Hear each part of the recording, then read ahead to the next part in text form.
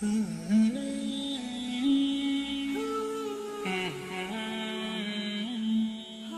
you seek to please Allah subhanahu wa ta'ala and Allah gives you the dignity of people, that's a type of dignity that can't be taken away from you.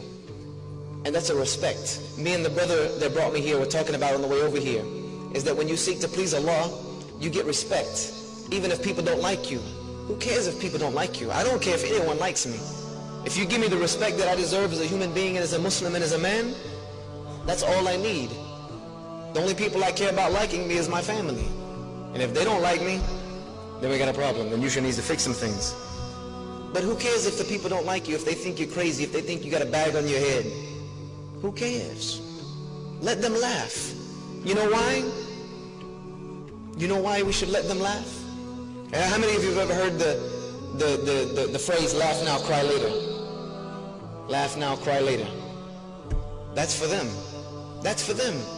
And I even had this not long ago. I had a debate with a pastor and a couple of non-Muslims and atheists in New Jersey. And they were talking about one guy jumped up and said, why would anyone want to be a Muslim?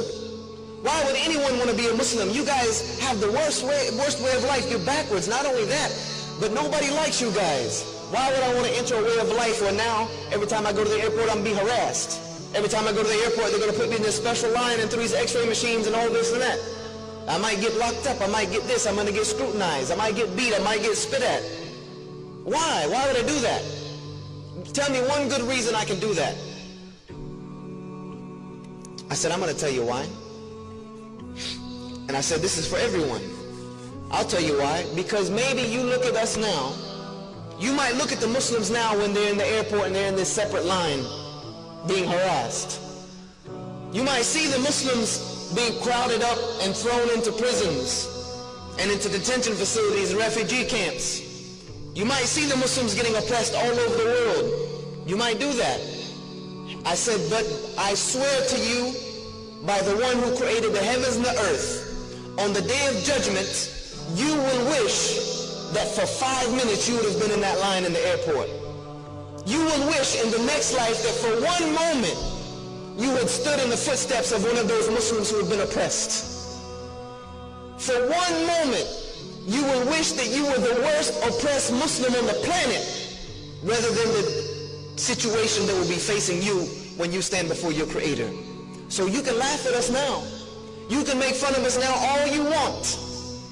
The day the real laughter will come is the day that we enter into Jannah and we leave you behind. If you want to be serious about it. That's the reality of the matter. Is that what I have gives me that type of izzah. Laugh now, go ahead, laugh. Even if I tell you what Islam is really about, you want to laugh at me, you want to mock at me, go ahead. I'll actually sit down and let you finish, because I'm going to have my day. The believers will have our day, when they will wish that they were sitting on our side, when they will beg Allah, oh Allah, send me back to the world for 5 minutes. I'll be like them. I'll get in that line. I'll let them harass me. I'll let them spit at me. I'll let them snatch my scarf off my head. I'll let them put me in a refugee camp, oppress me, put me in Guantanamo Bay. They can put me wherever they want to put me, as long as I can stand with them today.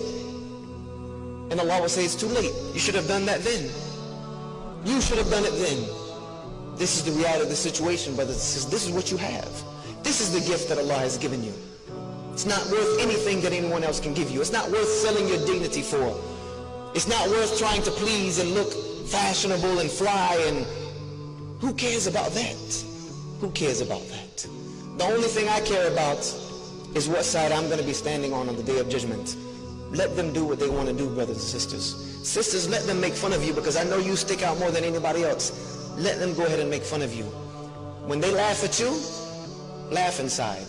Just smile inside, knowing that one day, the only ones that are going to be laughing on the day of judgment, the only people that are going to be laughing is going to be the laughter of the people of Jannah. That's it. And that's all that really matters. Everything else is just garbage, they say. It's just peanuts. And that's not what we want. We want what Allah subhanahu wa ta'ala has prepared for the believers. Things that an eye has never seen, nor an ear ever heard, nor has a mind ever imagined. So Allah has given you brothers, and especially you sisters, a beautiful gift in the way that He has created you. Protect it. Keep it guarded. Keep it away from these young men.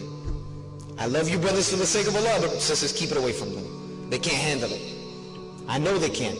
I'm telling you from personally, we can't handle it. We can't handle it. So guard it and make us work for it.